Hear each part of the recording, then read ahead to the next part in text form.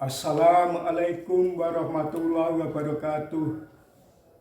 Alhamdulillah rabbil alamin. Wa bihi nasta'in ala umuri dunya waddin. Wassalatu wassalamu ala asrafil anbiya'i wal mursalin Sayyidina wa maulana Muhammadin wa ala alihi wa sahbihi ajma'in. Wala haula wala quwata illa billahil aliyil azim. Amma ba'd. Para jamaah yang dirahmati Allah, pertama-tama, marilah kita panjatkan puja dan puji syukur kehadirat Allah Subhanahu wa Ta'ala,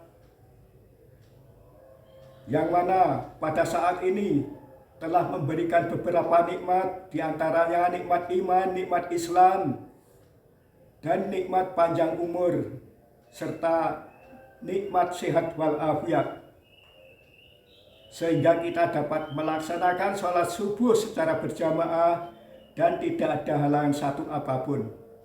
Kedua kalinya, salawat serta salam yang telah kita haturkan kepada junjungan kita Nabi besar Muhammad SAW dan keluarganya, sahabatnya, serta pengikutnya, yang mana beliau telah menunjukkan jalan yang benar, mulai dari alam kegelapan sampai menuju alam yang terang benderang ini, yakni beragama Islam.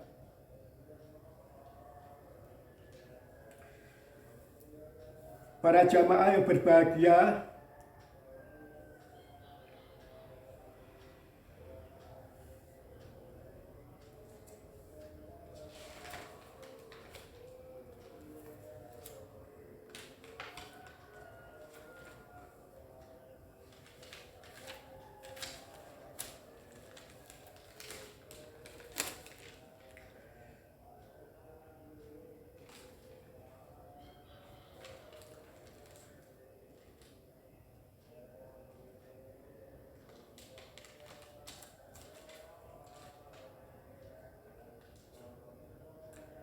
pada hari Sabtu yang lalu, saya menjelaskan bahwa kitab-kitab yang diturunkan oleh Allah itu ada 4, yaitu Taurat, Zabur, Injil, dan Al-Quran.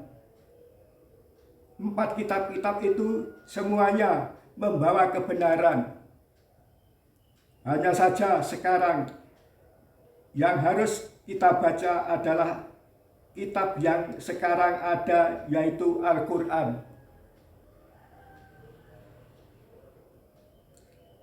Jadi kitab yang 3 itu ya jangan dicari, karena yang 3 seperti Taurat, Zabur, Injil itu sekarang sudah tidak laku. Sekarang yang laku adalah Al-Quran. Dan Al-Quran itu mengandung kebenaran, membenarkan kitab-kitab sebelum Al-Quran, dan menurunkan Taurat dan Injil. Jadi semua itu isinya kebenaran. Dan Taurat itu sudah menjelaskan bahwa Nabi yang terakhir itu Nabi Muhammad, tapi umatnya Nabi Musa itu masih tidak percaya. Begitu juga kitab Injil itu menjelaskan juga kalau Nabi yang terakhir itu Nabi Muhammad, tapi umatnya Nabi Isa itu ya masih tidak percaya. Padahal dia itu sudah membaca kitab Injil itu. Jadi orang Nasrani itu dulu sudah membaca kitab Injil bahwa Nabi yang terakhir itu Nabi Muhammad, tapi masih tidak percaya. Para jamaah yang berbahagia, jadi kitab-kitab yang dulu itu yang menjelaskan bahwa Nabi yang terakhir itu Nabi Muhammad, tapi orang Yahudi dan Nasrani itu masih tidak percaya.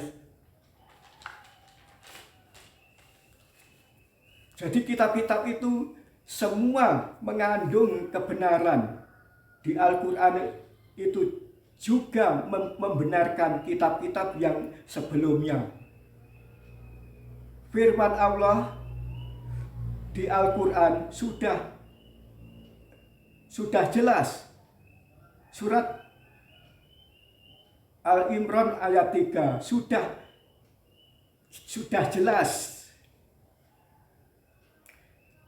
Nayyala alaikal kitaba bil haqqi musaddiqal lima baina yadaihi wa anjala taurata wal injil.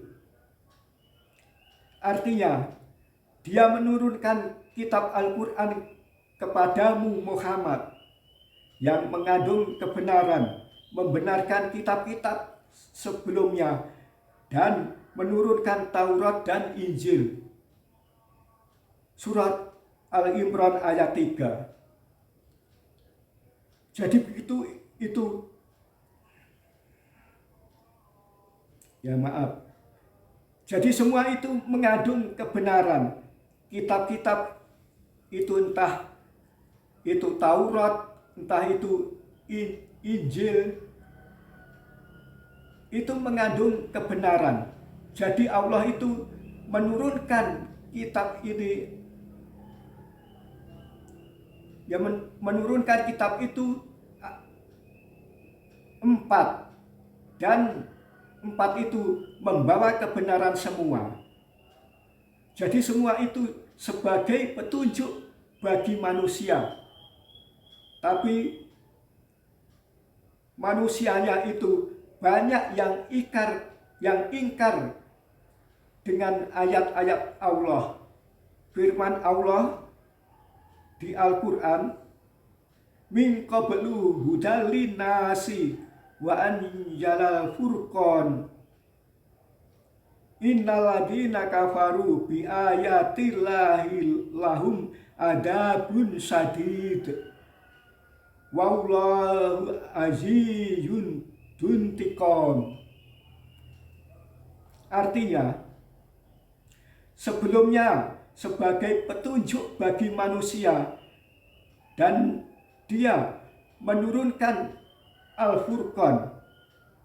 Sungguh orang-orang yang ingkar terhadap ayat-ayat Al-Quran akan memperoleh azab yang berat. Allah Maha Perkasa lagi mempunyai hukuman.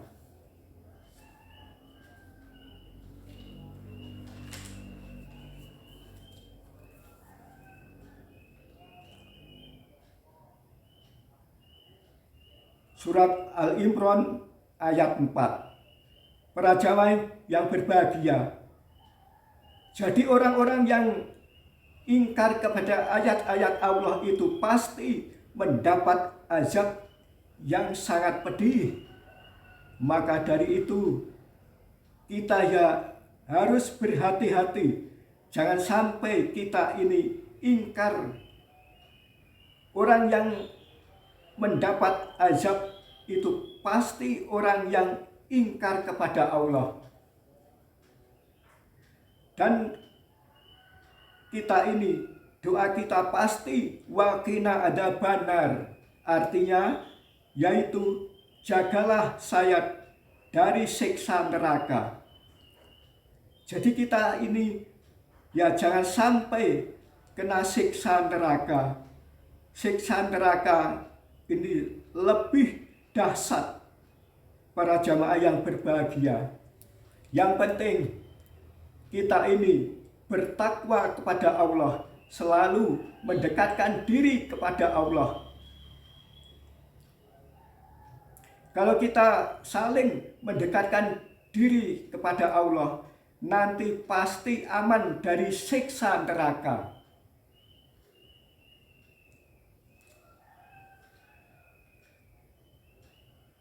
Maka dari itu, jangan sampai berhenti ibadah kita. Ibadah kita ini ya harus benar-benar, karena Tuhan kita itu adalah Allah. Jadi kita mengucapkan la ilaha illallah, artinya tidak ada Tuhan selain Allah. Demikianlah kuliah subuh yang telah saya sampaikan. Saya rasa cukup sekian dan terima kasih. Wabillahi taufik wal hidayah, waridha wal inayah, ihdinas siratal mustaqim. Assalamualaikum warahmatullahi wabarakatuh.